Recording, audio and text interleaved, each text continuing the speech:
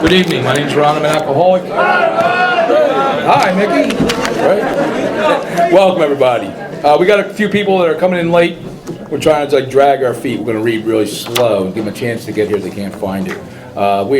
We're very privileged to have the American Legion Hall give us the use of this place, so please be mindful of it and be thankful that those guys are pretty nice. In fact, our meeting next week will be in here too. That's pretty cool. We're Code Blue. We have across the street. We get displaced in the month of March, and they use our meeting space to house homeless people. There you go. Thank you.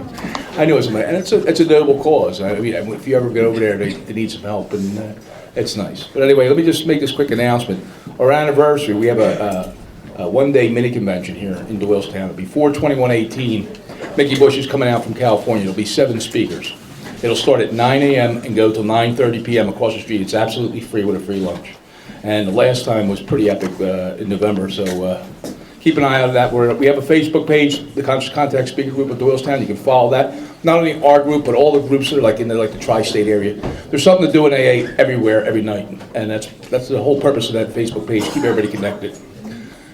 Nick's going to come up here and share this. Enjoy the night. Thanks for having us. Thank you, Ron. Good evening, everybody. My name's Nick. I'm an alcoholic. Hey, Nick. All right. This is a 1-hour speaker meeting that meets every Saturday night at St. Paul's Lutheran Church, 301 North Main Street, 8:30 in Doylestown, PA. The business meeting for this group meets every Saturday from 7 p.m. to 7:30 right here. The purpose of this group is to provide a consistent message of hope and recovery through God reliance and service to others through the practice and teaching of the 12 steps. We record all speakers so that others may benefit from their message of recovery. If you wish not to be recorded, simply ask. This is an open meeting of Alcoholics Anonymous. The group would like to welcome everyone, especially newcomers. Is there anyone new from out of town that would like to introduce themselves by their first name? Yes, please. Patty, I'm not calling. Hey, Patty, welcome. Welcome. All right. Be back. Somebody had to hit him. Okay. Speaking to Mike. Somebody else in the back? Yes. Hey, I'm an alcoholic. Hey, welcome. Yes. Hey, Christine, welcome. Yes, sir. George, alcoholic. Hey, George, welcome. Yes, sir. I'm Jim Fallon, and I'm from the big city of alcohol. Yeah. Got that right. Yes, sir. Hey, Bill, welcome. Yes, sir. Hey, Aaron, welcome. Go ahead. Hey, Dominique, welcome. Go ahead, sir. Lester, I'm an alcoholic. Welcome. Yes, sir. I'm sure I'm an alcoholic. Hey, Joe, welcome. All right. Yes, please. Welcome. All right. Super. The Conscious Contact Group encourages sponsorship. Would anyone with working knowledge of the 12 steps and is willing to sponsor, please raise your hands. Wow, look at that. There's your lifeline right there. Okay, are there any announcements for the good of AA? Yes, sir. Peter, grateful recovered alcoholic. Hey, Peter. If anyone's looking to go through the 12 steps, please see me after the meeting. My life depends on it. All right. Nice. Thank you. Okay. We have meeting lists and big books on easy terms. Please see me or any home group member after the meeting. If you cannot afford a big book, the Conscious Contact Speaker Group will give you one at no charge. Anyone willing to make donations for the purchase of big books and CDs to help those who can't afford them, put donations in the jar on the table marked Big Book and CD donations. If you'd like a CD of any speaker past or present, see me or Ron before or after the meeting. They are available free of charge. And I've asked Darrell to please read the AA preamble. My name is Darrell. I'm an alcoholic. Read the AA preamble. Alcoholics Anonymous is a fellowship of men and women who share their experience, strength, and hope with each other, that they may solve their common problem and help others to recover from alcoholism. The only requirement for membership is a desire to stop drinking. There are no dues or fees for AA membership. We are self-supporting through our own contribution. AA is not allied with any sect, denomination, politics, organizations, or institutions does not wish to engage in any controversy, neither endorse nor opposes any causes. Our primary purpose is to stay sober and help other alcoholics to achieve sobriety. I've asked Pete to come up and read the 12 steps. Thanks for reading. How you doing? I'm Peter. I'm a grateful recovered alcoholic. Hello. The 12 steps. Step 1, we admitted we were powerless over alcohol and that our lives had become unmanageable. Step 2, came to believe that a power greater than ourselves could restore us to sanity. Step 3, made a decision to turn our will and our lives over to the care of God as we understood Him. Step 4, made a searching and fearless moral inventory of ourselves and Step 5, admitted to God, to ourselves, and another human being the exact nature of our wrongs. Step 6, we are entirely ready to have God remove all these defects of character. Step 7, humbly asked Him to remove our shortcomings. Step 8, made a list of all persons we have harmed and became willing to make amends to them all. Step 9, made direct amends to such people whenever possible, except when to do so to injure them or others. Step 10, continued to take personal inventory, and when we were wrong, promptly admitted it. Step 11, sought through prayer and meditation to improve our conscious contact with God as we understand Him, praying for only knowledge of His will for us and the power to carry that out. Step 12, having had a spiritual awakening as the result of these steps, we tried to carry this message to other alcoholics and to practice these principles in all their affairs.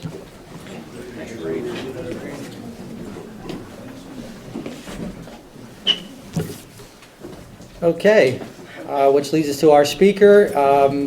Tonight we have on loan from his home group, Alcoholics and God, from Boca Raton, Florida, Peter M. So warm Doylestown.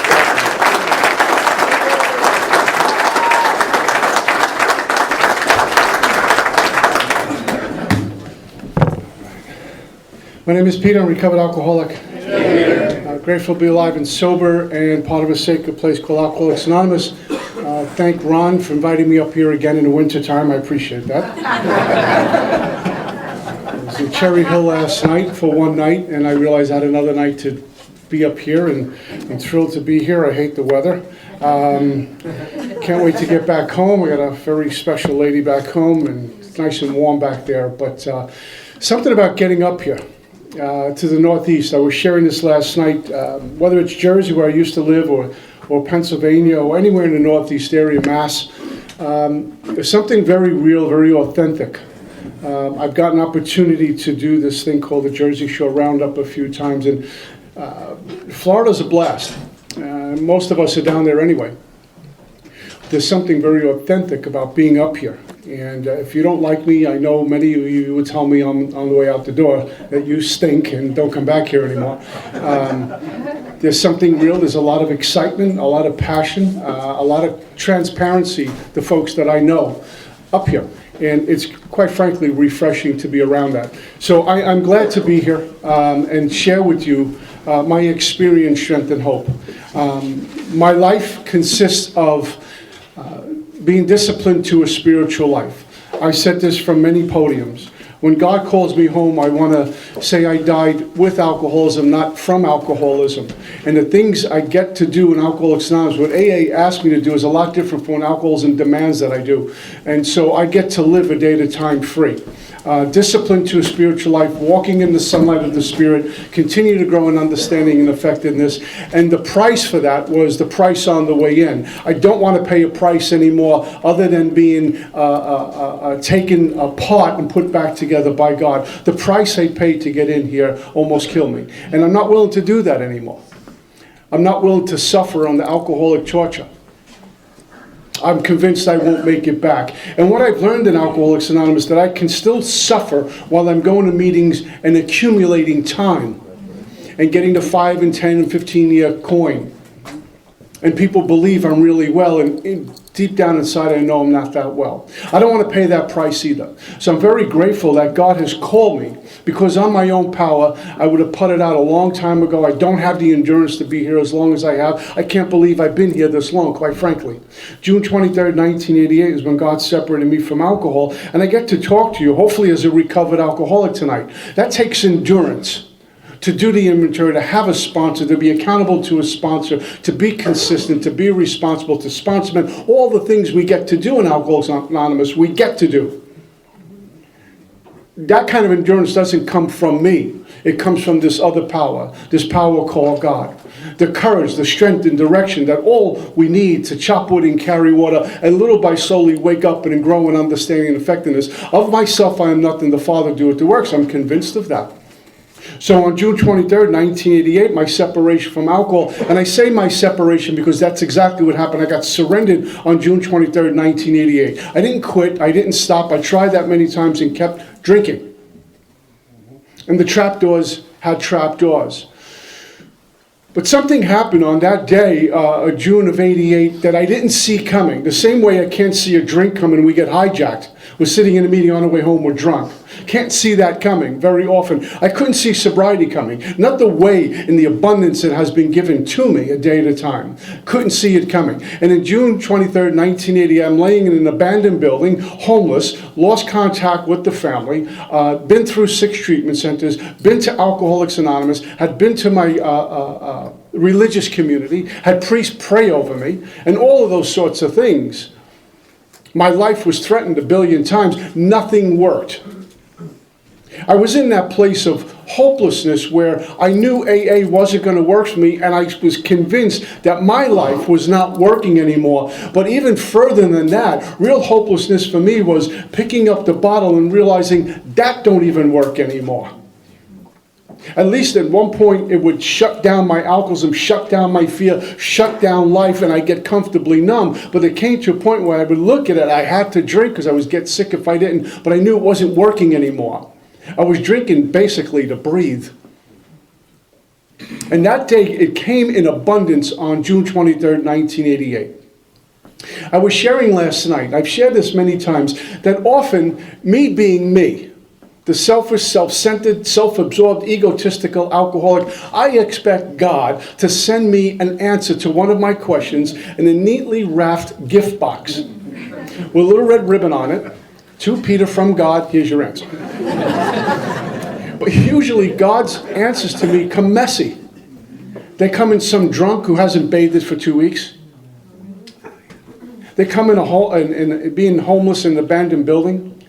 They come through people who teach me lessons. My fiance calls them tool sharpeners, the people who are constantly gossiping about you and throwing you under a bus. That's how God sometimes shows up for me. And very often the answer I'm looking for, I can't put on a spreadsheet. 1 and 1 doesn't make 2 very often with God's answers to me, but it gets revealed. In the seeking, I find the answer. And the answer to my life happened for me literally on June 23rd, 1988, and I didn't see that coming. In fact, when it came at me, I was actually almost pushed it back. I was afraid. And it looked like this. I got up off the floor and collapsed.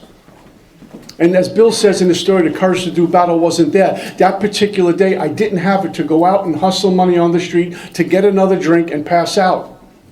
I just didn't have it anymore. And I had this aha moment, this realization again of what I had become. And that was a bum, literally a bum on the street, a homeless bum who lived in an abandoned building. And I'm all but 28 thinking, how did I get here? This was not the plan when I got drunk at 14. I thought I was a really nice guy who was misunderstood and overserved. And I've come to find I'm not a nice guy at all, even currently without spiritual muscles. If I think I'm in Alcoholics Anonymous and I'm really a wonderful person who just has this addiction problem, I've been dropped on my head too many times. Because left untreated, I'm not a good guy. I lie, I cheat, I manipulate, the ego starts to flourish. I'm looking for an angle for something. When I'm trying to be kind, it's an angle. I have a motive, hidden agenda all the time. That's me as an alcoholic. I'm page 62, living on page 52. That's me untreated. And it was certainly like that in June 23rd, 1988. The only difference was I was beaten down. I had run out of road. I hit the wall. And I had my first encounter with this God guy, this G-O-D, and it was called the gift of desperation. I didn't see it coming. And the very same God that I had mocked and spat at for so long, I begged for mercy. Back then, if you were a man, and you worship God, if you were a man and went to your religious community, if you were a man and talked about spiritual things and religious things, in my book, the way I was brought up, you were weak and cowardly. Men don't do that. That stuff is for women and children. Men don't do that. Men don't pray. Men don't turn to this God who's probably not even there. You do what you have to do. And I mocked men who did that secretly and sometimes outwardly. That's not the path. That's not the John Wayne path. June 23rd, 1980. If God knew that, he showed up in abundance. I didn't recognize it. And we all have these miracles that happen to us. Us sitting here tonight is a miracle. It's one big miracle, about 200 people. And we all have our miracle stories on how we got here and how we continue to stay here, overcome these obstacles that are put in our path, miracle after miracle. And the quickest way I can get rid of any kind of miracle is turning into my personal accomplishment. So I've done nothing for recovery. Now, my first few years getting a coin, I would say, worked hard for my recovery. I really buckled down. I really worked the steps. I really did this and I really did that, like I was giving you my AA resume and looking for a gold star from Ron on the way out. There's something in Scripture that says, not by works, lest any man shall boast. I did nothing. What I did really good was wrecking my life, poisoning others' lives. And I come into Alcoholics Anonymous beaten down, and you serve me a message. And only out of desperation did I bite. I'm not that bright. I'm not that insightful. I'm an alcoholic who was dying, and you handed me recovery on a silver platter, and I took it. And you showed me actually what to do. And I just followed directions. And even for me, the ability to follow directions does not come from me. I take no credit for this. I see a lot of cats doing these talks and taking credit for everything, like they're going to erect a monument outside the home group because they gave a great talk. It doesn't work that way, because the ego will get us where we think we're doing good. I want to be transformed by my program, not programmed by my program. I'm not even seeking. I gobble up lots of books. I work with lots of books. But it's not even information I'm looking for. I'm looking for transformation. And that only can come from God in a place of surrender and begging for mercy, which is exactly what happened to me June 23rd, 1988. I was beaten to a pulp. And I was sitting on this floor. I got up off the floor to go out and hustle for money, because that's what I would do. I'm an alcoholic. I don't believe in work. I just want money. And I collapsed. And when I hit the floor, everything changed. I had no idea I was going to be put on this journey and finally step into the light. And when I learned about any of us stepping into the light, we need to know darkness first. We need to know what that feels like, drunk or sober. Because if you're around here a while, you will know, and I'm one of them, that we will go dark in Alcoholics Anonymous. We will get untreated in AA if we're not careful. The ego will reemerge. Thibaut talked about this. Run around with untreated alcoholism will go underground and resurface in many areas. Food spree, sex spree, money spree, fear spree, all sorts of sprees. Because I can't be alone on the couch because there's too much noise in the head. So I go on one of these sprees to escape. And that cuts me to ribbons, and I start again and again and again. At some place I get hijacked. So here I am, June 23rd, I get up off the floor and collapse. And what happened to me was a God moment. I began to weep uncontrollably. That was not the plan. You don't cry. From Brooklyn, we don't cry in Brooklyn. And there I was, weeping. And I knew what I was. And I needed a drink. I really needed a drink this day. Really, really needed a drink. But I had this gift that was given to me that if I get a drink, I'm going to die. But I knew if I don't get a drink, I'm going to die. And I was at that jumping off place. What do I do? And the very same God I had mocked and spat out for so long is the very same God I turned back to in this place. See, God will remove everything. The process of recovery is never addition, it's always subtraction. And what God did for me leading up to June 23rd, 1988 was remove everything. There was not getting sober for her, the job, the reputation, to get the family back. It was me against the planet, and it wasn't working. And my liquor wasn't working. The pills weren't, nothing was working.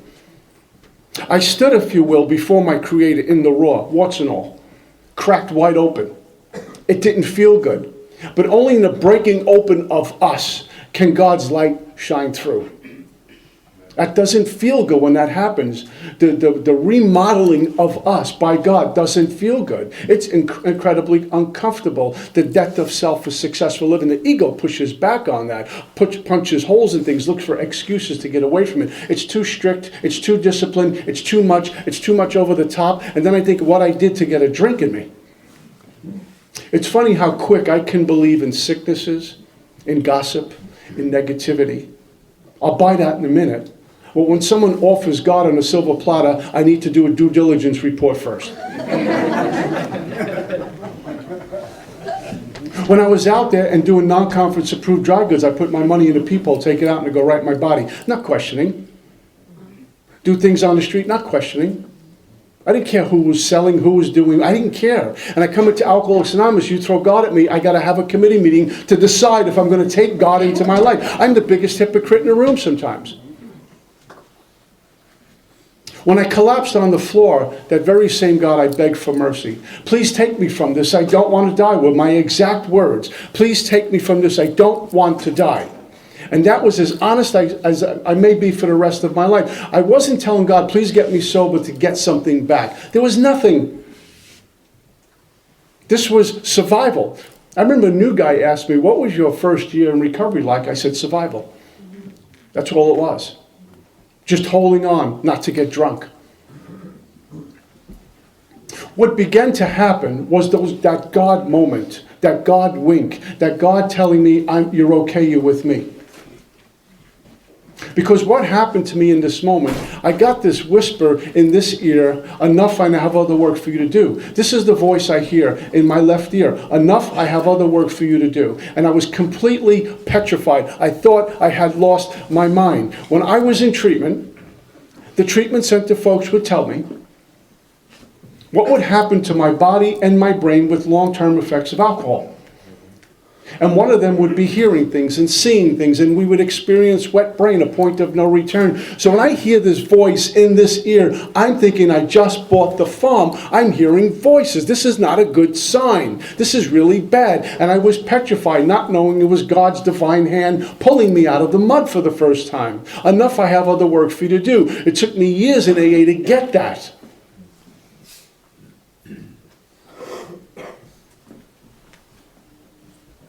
Only when I'm out of my mind can I hear that kind of voice currently. When I tell you I was completely out of my mind, that's good news. I was completely out of my mind, because if I was in my mind, I would have never heard a voice like that. When I'm in my mind, all I am doing is manufacturing fear and misery and skepticism and doubt, and it goes on and on and on. You know, if we think about from the time we woke up this morning till right now, how kind and loving and delusional and delusions of grandeur did my mind produce, did our minds produce? I bet a whole bunch. How many still, calm, and tranquil moments did we get? Probably a few. But they weren't coming from the mind, they were coming from God. So on June 23rd, I was completely out of my mind for a brief moment. And in that place, I experienced some presence. I just didn't know that's what it was. I was petrified by it. But God kept feeding me. I ran into my dad later that day, needing a drink really bad. And my dad ran into me, found me, and off I went to my 7 treatment center. And how that story went, how God connects the dots for all of us as he connected for me. My dad was in Atlantic City that weekend, that day. And he was spending some time down there with his wife.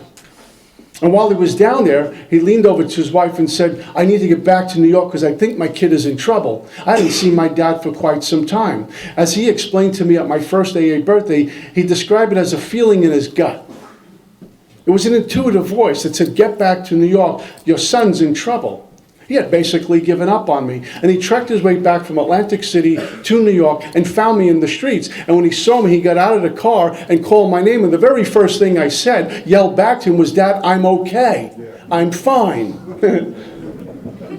I got blood-stained, filthy pants on, soiled pants. I have a turtleneck on. I got a short jacket on. It's June. I'm sweating and cold at the same time. I weigh about 130 pounds. I'm urinating blood. I was diagnosed with hepatitis C. I'm dying of alcoholism. And when he got close to me, I collapsed. And that's when our roots began to grasp new soil. It It didn't feel that way. It didn't feel like both of us were getting put on a new path, a godly path. It felt terrible. But that's how God sometimes answers my prayers. That's how God hears the heart sometimes. He just shows up when you least expect it in a way that you don't expect. In fact, if I knew how God would be showing up all the time, what growth then that could be? God's job is to starve this ego all the time and feed the spirit all the time and get soul food so I can be here giving you a talk. So I can be there for the next drunk who walks in the door, huh? I collapsed in my dad's arms and he kept repeating something as if it was a mantra. And it went like this: I'm not going to lose my son to this, over and over and over again. I've said this a million times. If I had some other terminal illness, God forbid, I bet my dad, as much as he would hate it, could wrap his arms around that, wrap his head around that.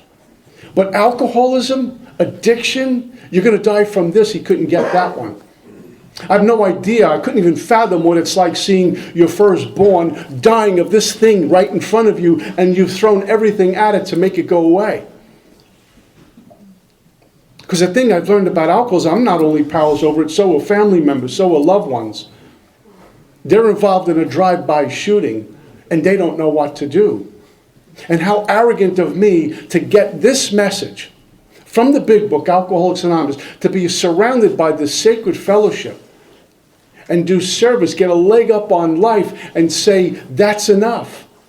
That I don't need to go back to them and make amends. I don't need to practice principles in those affairs. That just going to a meeting is enough. The arrogance I would have if I did that, while they're still bleeding out from my drive-by shooting. And I was placed in my 7th treatment center, and I went to this place in Amityville, Long Island for 10 days, and I got thirsty again. The insidious insanity of the first drink was coming back, telling me what it was going to do for me, not to me. You ever notice when we get drink thoughts, it doesn't tell me I'm going to wind up homeless in 10 minutes. It says I'm going to be beautiful. Everything's going to be great. It's all rosy. Butterflies and rainbows with that double vodka. It's going to be great. And that's all I'm going to have is just one double vodka. I'm going home after that. It never plays out that way. As an alcoholic, I obsess on the first drink, then I have it, then I need the second drink, and then the third drink screams louder than the first one. And it's off to the races again.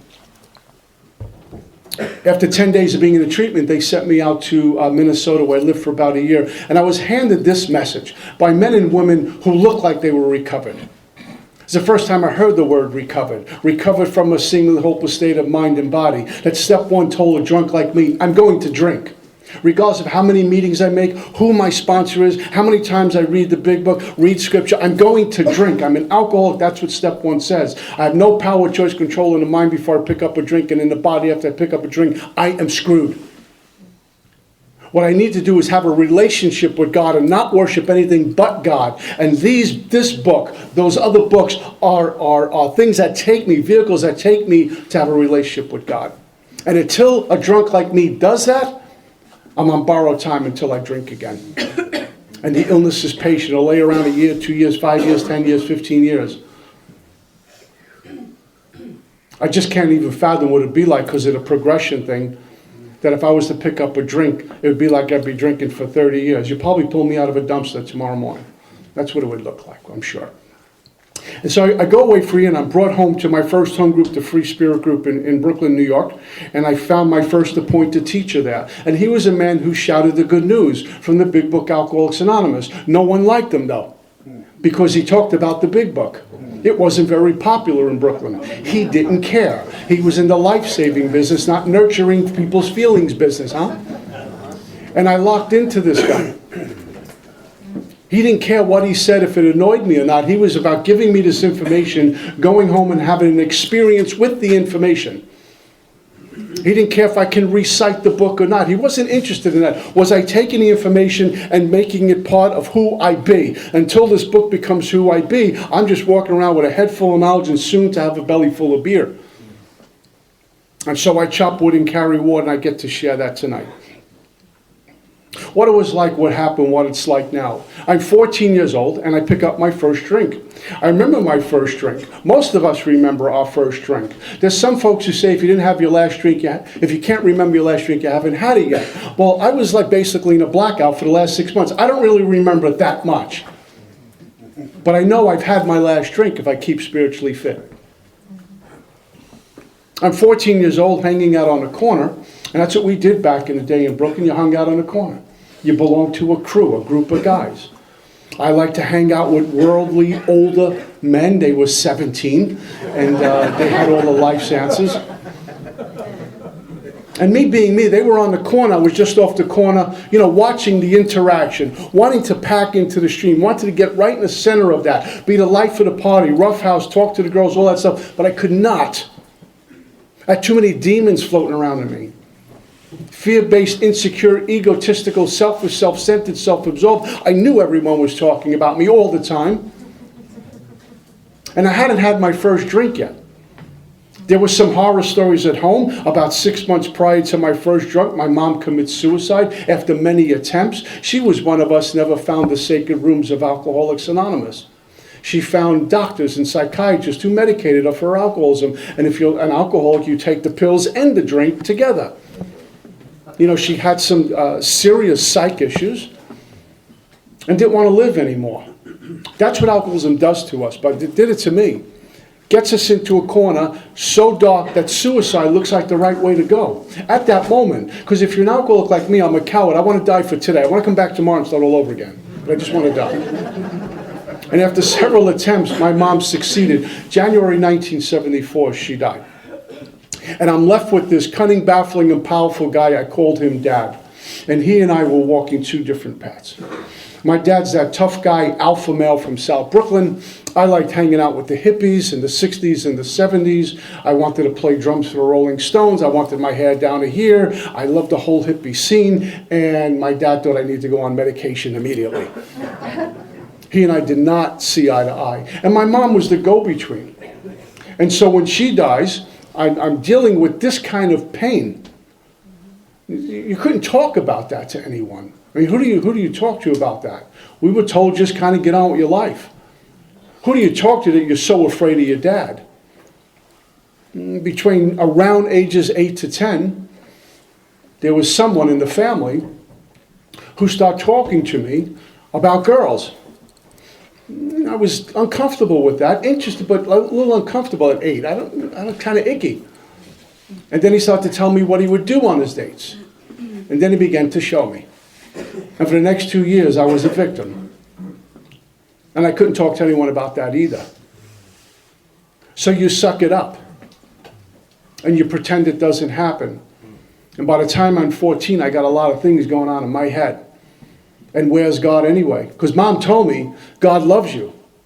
I'm a Catholic. Mom took me to my church. Took me to catechism to do all the things you have to do. And where's God in her suicide? Where's God in this monster attacking me? Where's God? And I don't have an all-American Joe kind of dad. I got a gangster as a dad. Where's God? And the hell with him. And when I picked up a drink, it all went away. My very first drink, it all went away. The mom pain went away. The fear of dad went away. This guy who had bothered me for a couple of years, everything went away. Bill says it best in his story. I had arrived. I finally showed up for life when I got rocketed that one night and got to that place that was indescribably wonderful. And year after year, drink after drink, I tried to get back there. And so it's just perfect. It just never was right. And my first 6 months in Alcoholics Anonymous, I was going down a lot of dark alleyways because I had no spiritual muscles trying to capture that elusive feeling. It was a great lesson for me, almost got me drunk. And only through God's grace did I not get drunk. Because in Alcoholics Anonymous, this thing will go underground, as I said a moment ago, and I'm trying to escape me. Here comes the sex spree, the food spree, whatever it might be. Then I give up on Alcoholics Anonymous because it doesn't work. And maybe if I surrendered to Alcoholics Anonymous and be grateful for another day above ground sucking air, I might have a gratitude list that really works. So I get drunk that night. I'm drinking Colt 45 beer.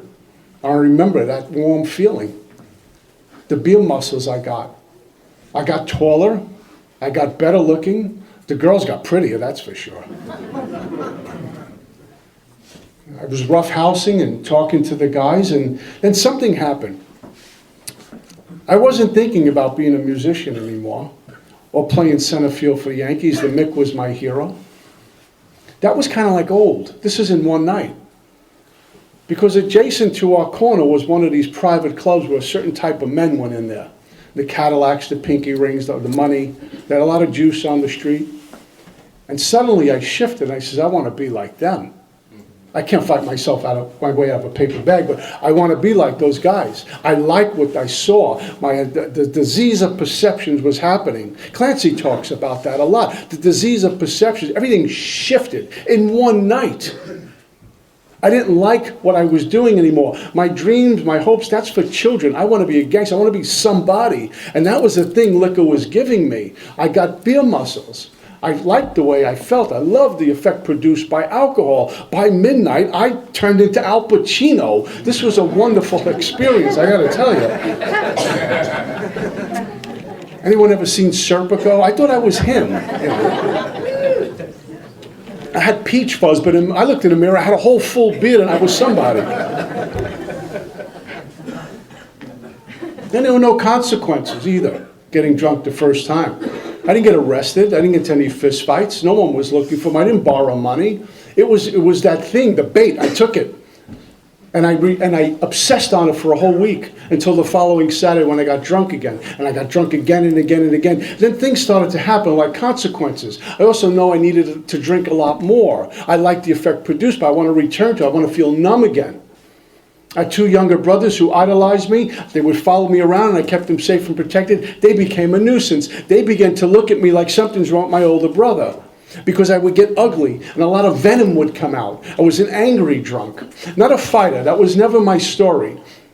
Just angry all the time. Angry when I got drunk and angry when I was sober. Then I got to a point where it was very predictable. I get drunk, I cry, I borrow money off you and pass out. That was my story.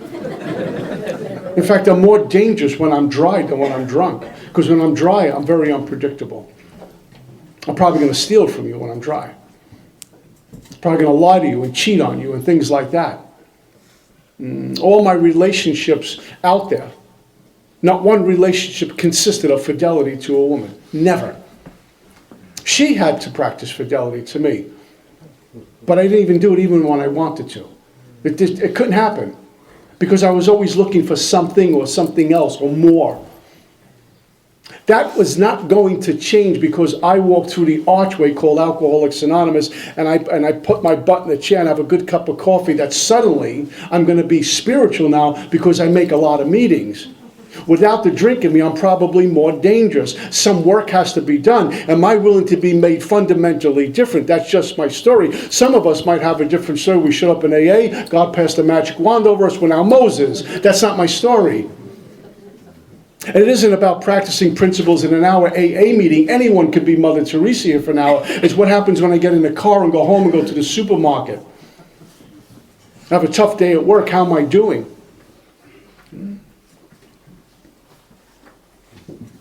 I start to steal from my family, take things that didn't belong to me. My belief systems were cast aside for a new set of belief systems, and that was the street code now. And it had no integrity because really a drunken junkie street code that I was walking with, they thought it was the right way to go. You know, more for me, less for you. The thing about pride that I have when I'm untreated, it's not only that I want more than you, but I don't even want you to have what I have. So I can feel better about myself. And you look less than me. I stole from my dad's checkbook one time and got away with it, so I kept doing it. I stole a check out of his checkbook. I went down to the local store. They knew my dad. They were afraid of my dad, quite frankly. And I gave them some story, like my dad had no cash. He said, "You'll cash this for me. I need $20. They looked at it. I forged my dad's name. They took the check, they gave me $20. I walked out with beer. I thought I hit Powerball. This was a great invention I just came up with. It's a wonderful thing. And I did it. I did it again and again and again. The same store. I'm about as sharp as a bowling ball because I didn't know anything about checking statements. I didn't know these things came back in the mail. I thought they just vanished into space when you wrote a check. They disappeared. And my dad got something in the mail called a checking statement with a whole bunch of checks that he didn't sign, and he came looking for me. I remember my brother's being on the phone, and he says, the old man's looking for you. You better leave town. My dad's not a joyous, happy, free guy that sits by the fireplace and talks. He settles things differently. And I never forget when he found me. I was in Lower Manhattan. I had this car, and I'm sitting next to this young lady who I'm in love with because we got drunk together the night before. And I'm sitting in the car and thinking I'm a player. Right? I was sharing this last night. I'll probably do it up here too. Like in Brooklyn, when you drive, you don't sit proper in a car. You have the seat as far back as you can go, even though you can't touch the pedals. And you lean way over, right? And I got the Walmart pinky ring going. The music blasting. My shirt's open down to my belly button. There's no hair on my chest, but you know, like I got something going on. And I'm looking at her like, you realize like who you're with. It's like, thought it was Snoop Dogg and Dirty Harry rolled into one. And then the old man drove up, he found me. If anyone ever seen Goodfellas, that's what this looked like, was about to look like. He drives up, this eyebrow goes all the way up and his cigarette goes down, that means leave town. And he screamed my name, and I handled this like any tough guy, any player would, to stand up to my dad. And it went like this, honey, that's my dad, I'm running away, you talk to him. Yeah, and my dad caught me and I cried and I quickly blamed her. And then I cried some more and I said, you know, Mom committed suicide, I'm all mixed up, I'm confused, I don't know what I'm doing, and my dad sent me to my first treatment center. I didn't even know what a treatment center was. I didn't even heard of a treatment center. I don't even think I've heard of Alcoholics Anonymous. The only thing I thought was alcoholic was my mom, but it wasn't alcohol, she was just sick. What is alcohol? What do I know about addiction? And I quickly found out when I walked into my first treatment center, thinking I'm normal and they're nuts, I gotta get out of here. And I did 28 days in treatment, which consisted of going to a lot of groups and talking about my feelings all the time. Your feelings, how do you feel today? Angry. I fell in love a few times in treatment. I did push-ups and sit-ups. I remember once they took us to the gym to work out, play basketball. And there was one basketball, and they had about 10 crackheads detoxing, 10, dope fiends detoxing, a couple of winos detoxing, and they gave us a basketball to play. Get the endorphins popping. And the basketball, I'll never forget, it's a true story. The basketball rolled from one hoop, just bouncing, bouncing, bouncing, to the other side of the gym. And we're all looking at it. I'm not getting it, you get it. I never forget, the crackheads were like, I'll get it, don't worry about it, I'll get it. And the potheads were like, wow. So we went outside and smoked a cigarette and didn't do anything. By the time I got discharged from my first treatment center, I needed to get drunk more than on my way into treatment. 28 days, part of that was detoxing, and part of that was being raw. I hadn't conceded to my innermost self I was an alcoholic. I wasn't buying anything they were telling me. This does not apply to me. I'm in here to escape my old man. That's why I'm here. I just got to get out of here, and I know what to do next time. I'll just keep it quiet. I'll keep it down low. I'm not going to get into any kind of trouble. I had no idea how patient alcoholism is.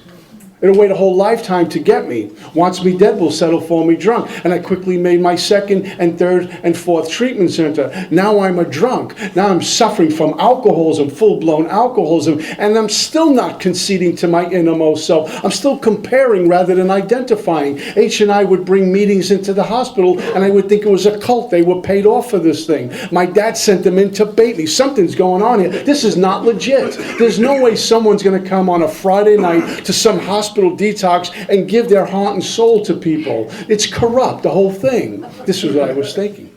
I was such an unruly patient. I rarely showed up for group. And I remember Miami Vice back in the day was a hot show. And Miami Vice went on Friday night at 9 o'clock. H&I would come in at 8 o'clock. What an inconvenience. So I would write on the board, Miami Vice, 9 p.m. speakers, please leave promptly. Because you know what AAs like to do after the meeting? Like to hang around and talk. And while they were talking, Don Johnson's on TV, my higher power, please get out. And then I left. And the trapdoors have trapdoors. My dad got me a job as a longshoreman in South Brooklyn. Great job, great money for a young guy. Secure job. At the time, it was one of the most powerful unions in the country. Couldn't get fired.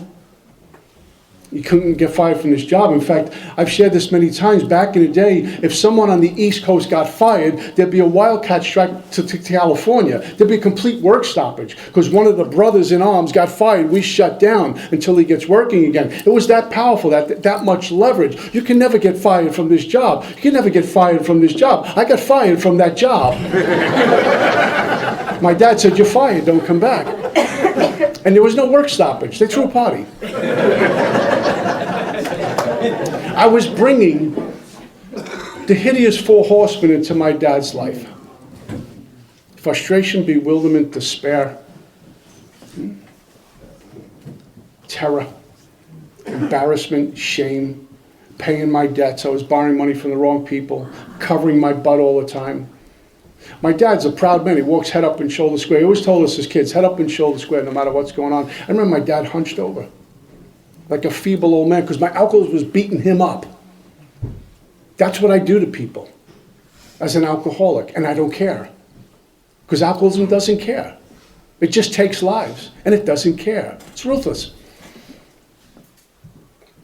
So I start sleeping around. You know, who would put me on a couch, who would put me here, get little odd jobs. And I went into my 5th treatment center. I remember it was around my birthday, July 14th, 1959, when I was born. This was like July 14th, whatever in the 80s it was. And I remember them in treatment saying, "What a wonderful birthday gift your dad's giving you. He's putting you in treatment." I'm like, "Are you crazy?"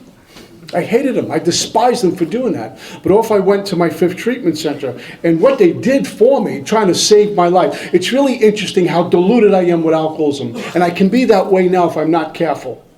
We can be that way if we're not careful. That people will give us information to save our life. That doesn't sound good. It's not going to feel good. And we will quickly push it away for a sense of ease and comfort by me getting involved in other activities, the quick fix. And so what these folks did for me, they said 28 days is not going to cut it for you in treatment. You're too sick. You need to get out of New York first of all. You need to get out of the Northeast.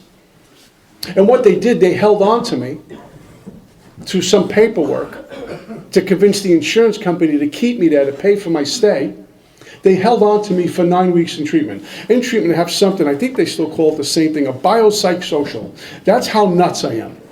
And what they did was they embellished a lot. So when the insurance company would read it, they said, "Yeah, we'll continue to pay for this guy to keep me. You can't let him out." And they held me for 9 weeks in treatment, which is pretty much unheard of back in the day with the 28-day model in treatment, inpatient, residential kind of thing. And after 9 weeks of being in treatment, guys, I got to tell you, I had some color back in my face. I put on some weight. I was going to the gym and actually working out. I was participating in group, and I thought I was gold. And they told me, "You're going to be discharged next week." And I'm saying, this is great. I haven't thought about a drink in about a week. I know what I've got to do. I've learned my lesson. I'm good to go. And they discharged me on a Saturday morning. Monday, I was blind drunk. I got hijacked. Because as soon as I hit the threshold onto Sunrise Highway in Amityville, Long Island, and trekked back, I couldn't do it. The voices woke up, the sweating began, the anxiety was like it never stopped. I couldn't eat right, I couldn't sleep, I was tossing and turning, I couldn't focus. Conversations were boring, I just, gotta get a drink, gotta get a drink, I gotta get a drink.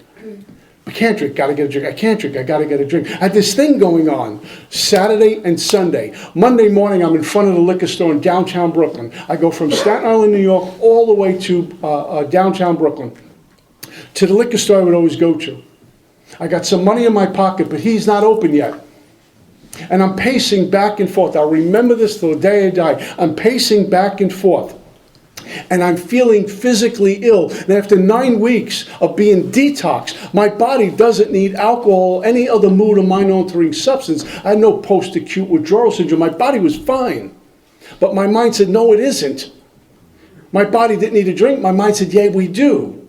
To the point where I was actually feeling physically ill. My hands are shaking. My stomach's upset. I really need a drink. No, I didn't, but that's how powerful the mind is. The main problem for a guy like me centers in the mind rather than the body. The body reacts to whatever the mind tells it. My mind says drink, I drink, my body says more. He opened up the store, I put my money underneath the glass partition, and I got a pint of Mr. Boston Blackberry Brandy, and it went down as quick as I could get it. And somewhere by the time I polished off the pint, the anxiety stopped, I was breathing again, the sweating stopped, my heart was beating regular, I felt in control, I was put back together, because that's what alcohol's supposed to do. It's a sedative. I was relaxed, a sense of ease and comfort. But I'm also alcoholic, which meant I had to go back in and buy the second pint.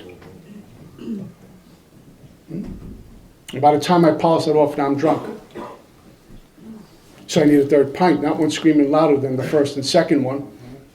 So I buy the third pint and I go into the projects and I buy pills. Now I'm numb and I don't want it to end. I'm back. And the craving's on, the obsession's out of control, and I quickly blotted out all the consequences that I knew were going to hit me any minute. Because I got to drink. I have to drink. That's me as an alcoholic. In fact, if you put all the consequences on this podium and a list of all the things that are about to happen to me, loss of reputation, job, family, loved ones, it goes on ad infinitum, my mind says it won't happen this time, give me a double now. And even if I knew they were going to go, I still need a double vodka. I need a drink now. I'll figure it out later. Because the craving's on, the obsession's eating me alive. And the only way I can combat that, the only thing that's going to get between me and the drink is a spiritual transformation, a spiritual awakening, a personality change sufficient to bring about recovery from alcohol is what my big book talks about. To be made fundamentally different, to walk a path I don't know, to have a relationship with God I don't believe in, and to take 12 spiritual disciplines into my life that I know less about. And the only thing that's allowed me to put one foot in front of the other is this thing, the fire in our soul that we all have. To be okay, to get right with something. I looked for it in the bottom of a whiskey bottle for years. It worked shortly and then ran out. So the search is on for this thing, this spiritual connection. And through desperation, I put one foot in front of the other and chop wood and carry water. And somewhere in the mystery, somewhere in the searching for this utopia, what Bill calls it, I get electrified like we all do in AA. The therapist couldn't do it. My priest couldn't do it. My church couldn't do it. Self-help books couldn't do it. Alcoholics Anonymous did it. The big book of Alcoholics Anonymous did it. It dragged me many times and pushed me often to get to God. Where today I'm able to not only have communication with God or communicate with other drunks like I'm doing now. Telling stories is what we do in it. We communicate, we tell stories. But I'm able to have communion with God. Very intimate relationship with God. A life of interior prayer, seeking the all of God in everything. That comes to another shift in perceptions that I can't pull off on my best day. It's done for me. To the dismantling of me. That don't feel good, but it's needed. I want to die with alcoholism, not from it. And as I said earlier, you know, what AA asked me to do is a lot different what alcoholism demands that I do.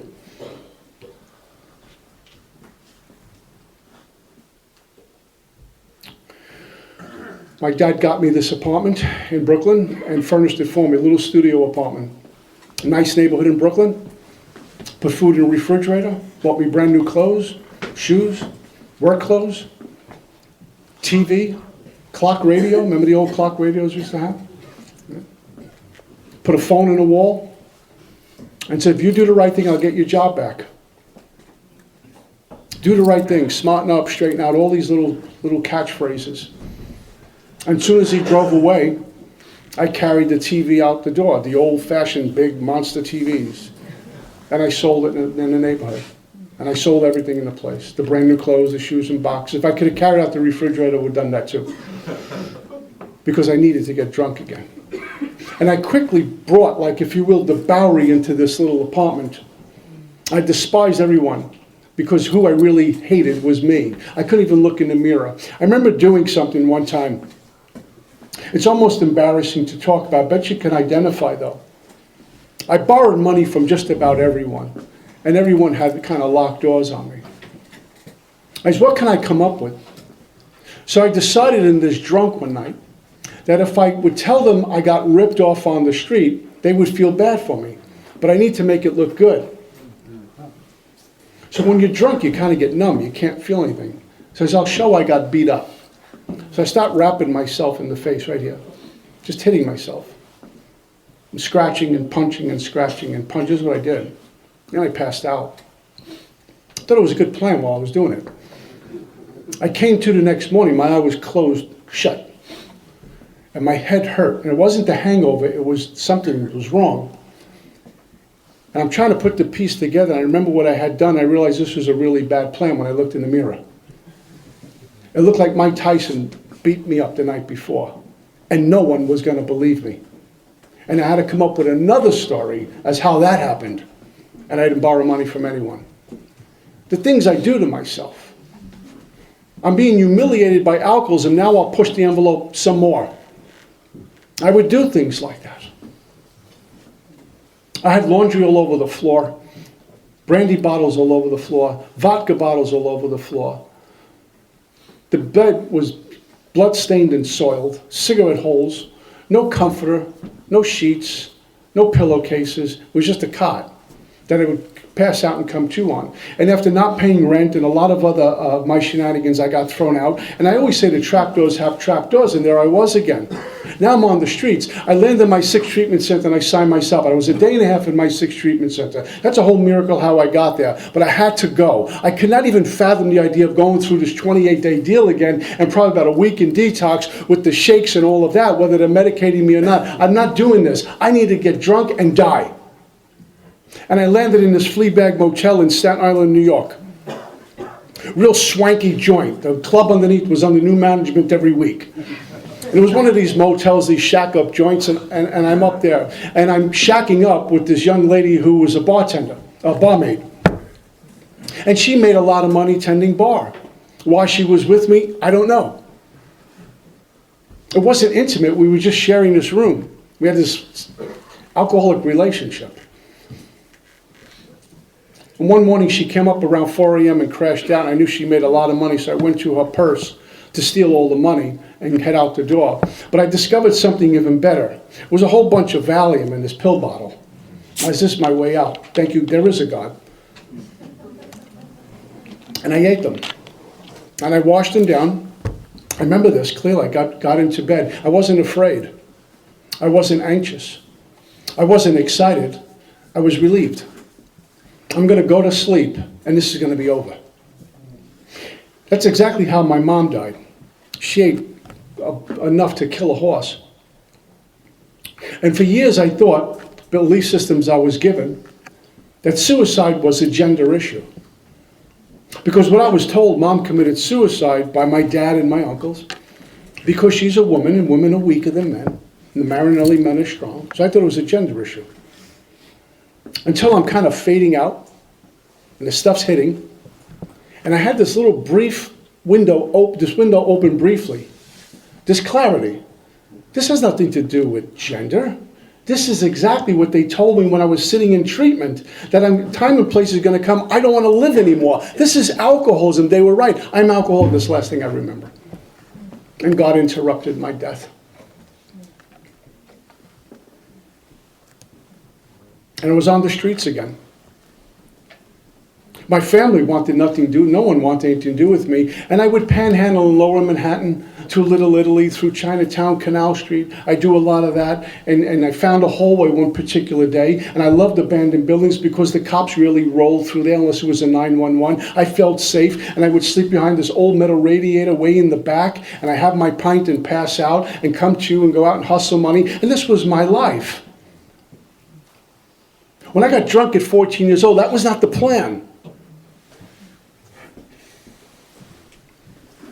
And as I said, as I opened up, I landed in my 7 treatment center. And I came home from Minnesota after a year. I was brought to this group called the Free Spirit Group. And when I was brought to that group by an elder who knew me, I was introduced to my first sponsor.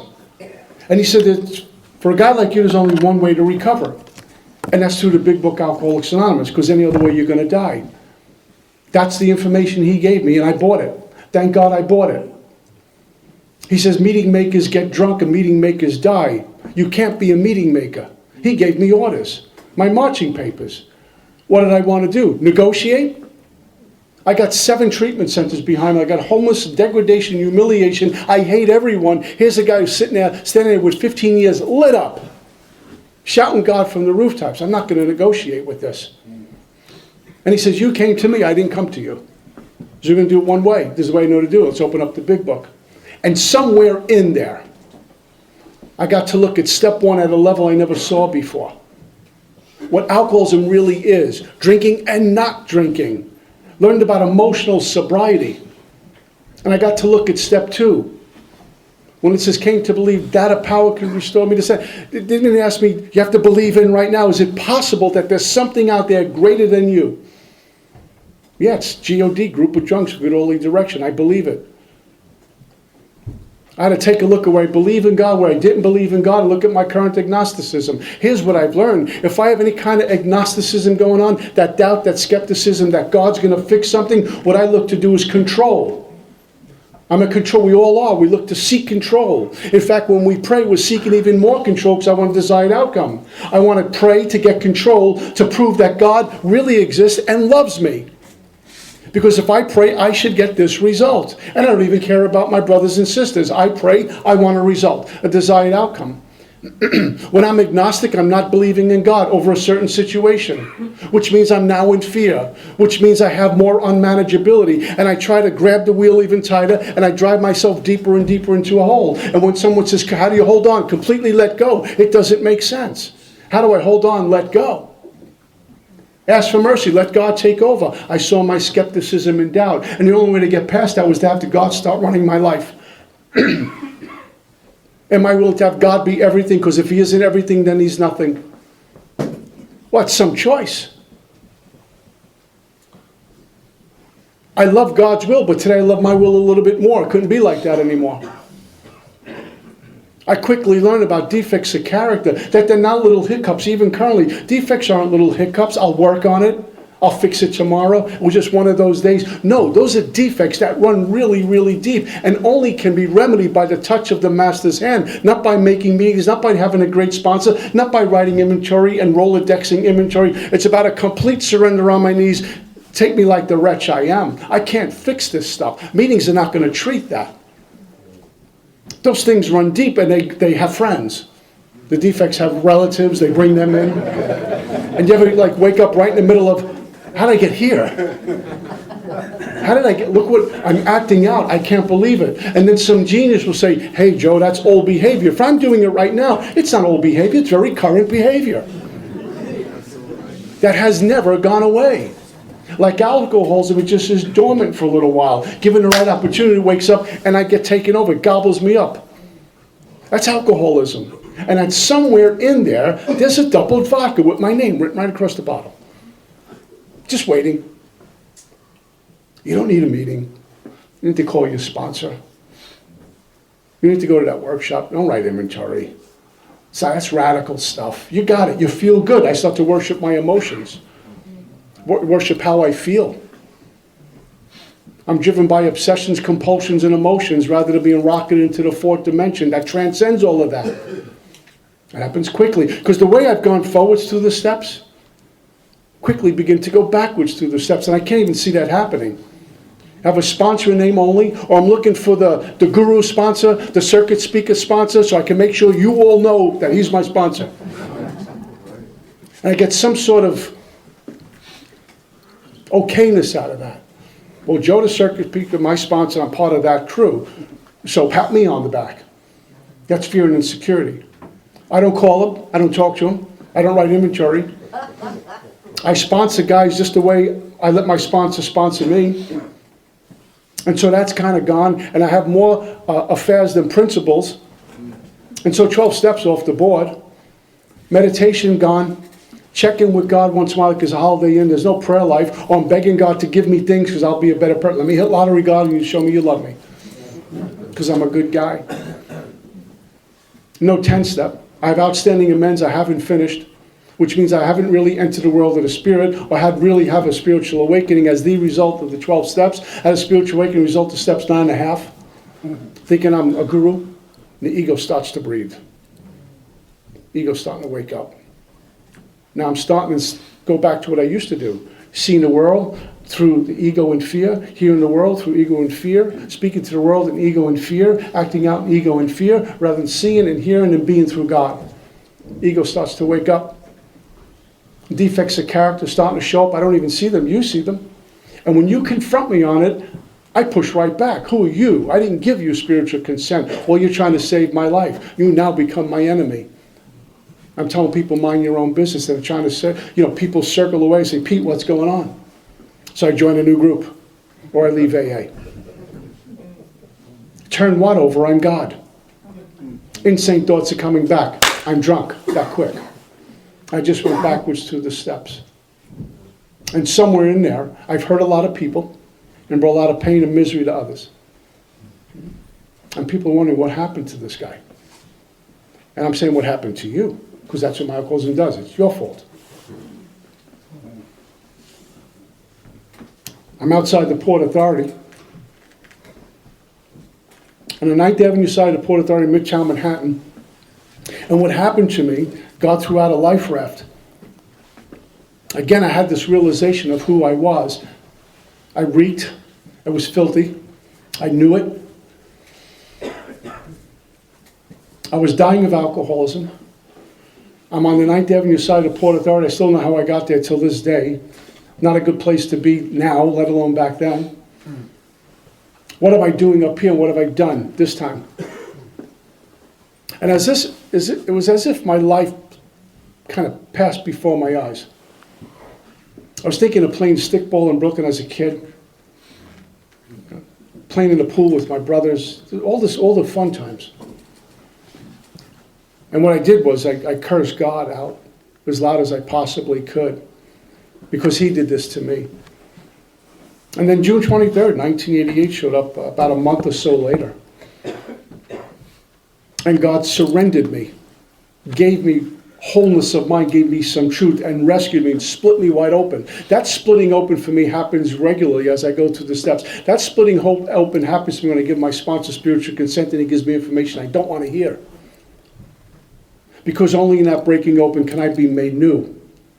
Be made fundamentally new and continue to grow in understanding and effect is not maintain and just stay as is, but I need to be growing, if not, I'm going. And I got into this practice of prayer. I got into the practice of meditation, not because I was told to do it anymore, but I loved the effect produced by it. There was something that was happening deep down in the soul with all the mistakes. And I will tell you this about me. Growing up, I was not the toughest guy in the neighborhood, by far not. And I wasn't a villain either. And there were bad things that happened to me like many of us. I got into lots of fights. I got beat up most of the time. I wasn't so much afraid of that. I wasn't so much afraid of going into a bad neighborhood or turning a corner. What I was always afraid of, and currently am if I'm not careful, is just life. I'm afraid. I get fearful. And sometimes the fear isn't that I'm going to fail, I just might succeed. I just might do something right. Ron invites me up here on a Saturday to piggyback another meeting. It's so easy for me to say, why me? There's 50 people in this room who can give this talk. Why me? Why do I need to go do this? I can't do things like this. I'm not supposed to be doing things like this. Why is my career becoming successful? How do I keep it successful? See the self-reliance? As if I have something to do with that. Failure, I'm used to. I've failed my whole life. I know how to do failure good. I'm not afraid of failure. I'm more afraid of succeeding. And life is problematic. And sometimes just unfair. Got a fresh one? My microphones break. The battery's good, dude. Squeeze a little juice out of it. Oh, man. embarrassing. Take your time.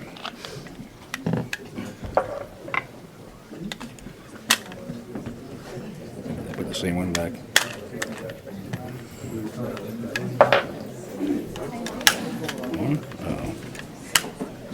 Got it? In theory.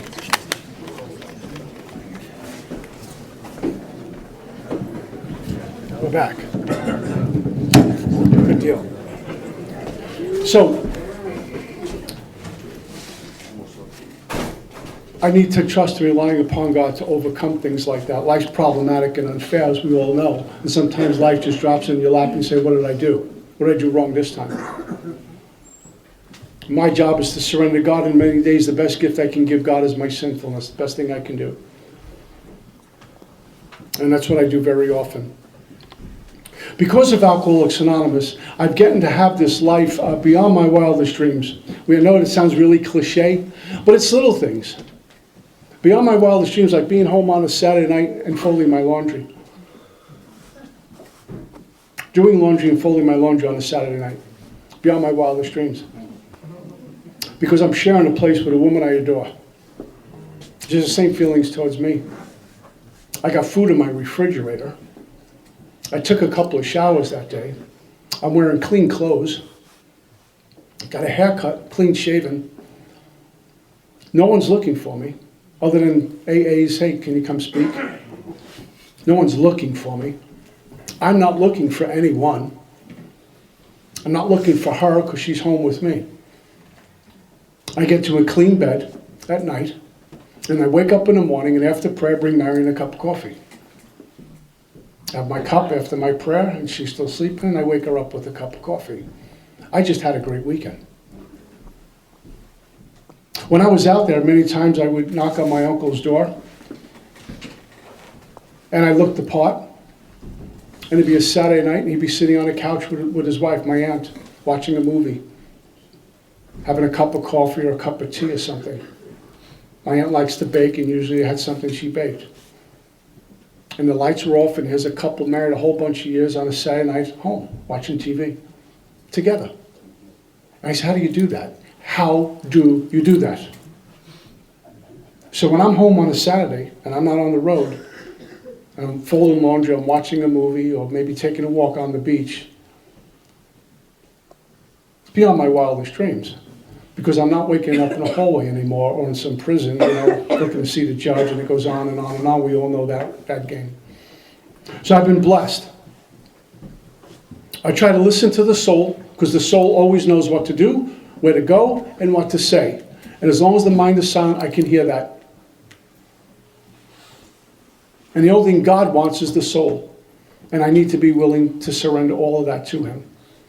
And I give God my soul, and He gives me this life, and I give Him a life, and He gives me purpose. I give Him my sinfulness, and He gives me forgiveness. I gave Him my drunkenness, and He gives me Alcoholics Anonymous. I'm so overpaid for being a member of good standing in Alcoholics Anonymous. Not always popular in some places, and by some people. Get in line, And I'll close with this. I've had a relationship with this God since I got into Alcoholics Anonymous, gone through the steps. I'm a Catholic. I believe in this God, my God. As far as a church member, the Big Book says, be quick to see where religious people are right, make use of what they offer, huh?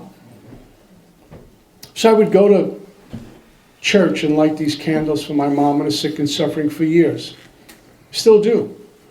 As far as Mass, the service, I go, not go, I go, not go. When I go, I critique the congregation. I listen to the priest give the homily and say, I should be given a homily. I'm a member of AA. I can really do this. Critique the priest. And then not go. And I do that. And I got caught up in a lot of the headlines from very sick people who were involved in that, who were bothering children. I see what I mean. I use a wholesale condemnation. And I'm going through the steps with my sponsor. And I got to the institutions piece. And I'm reading Resentment Catholic Church, cause. Very matter of fact as I'm reading it.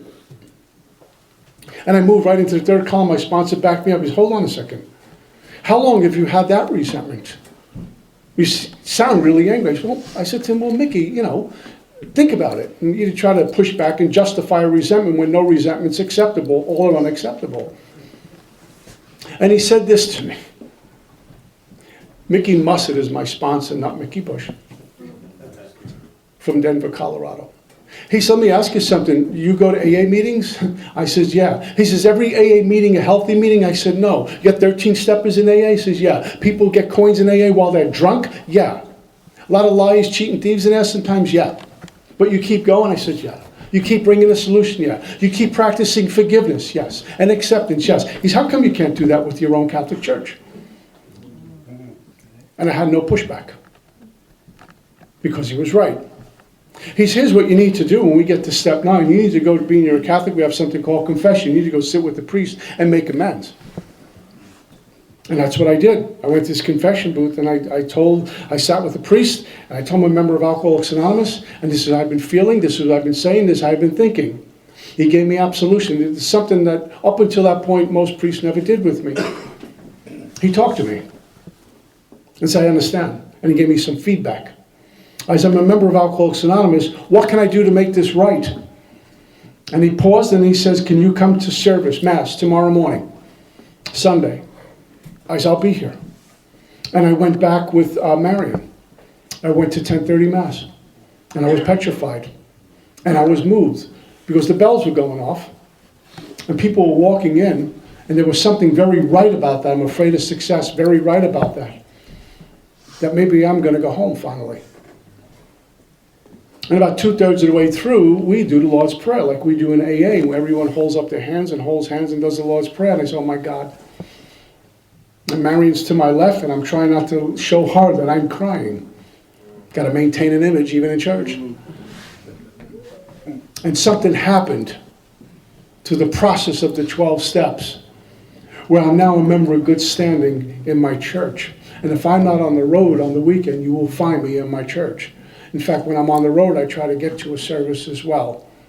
And that's not a struggle. That's not I have to, or if I don't, I'm going to hell. I want to be in the middle of that as well. What that has done for me, and I'll just close with this, has blown the doors open on my recovery, my personal recovery. It has made this big book that much more three-dimensional. It has made the information in this big book that much more alive. It has made my relationships with others more alive, more depth, more weight.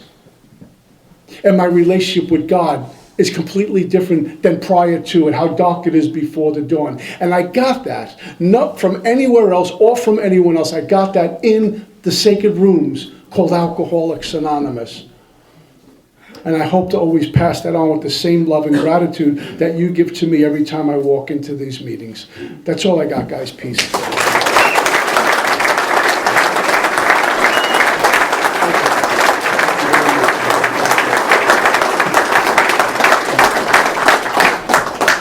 Customary for us to like form a line and thank our speaker formulator. He comes out here all in his own time, and thank you, sir.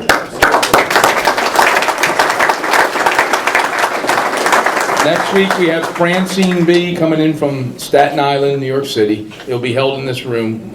If you care to join us, we got a nice way of closing. We got to put all those metal chairs up on those racks in the back there if you want to be of assistance. Don't forget the meeting after the meeting.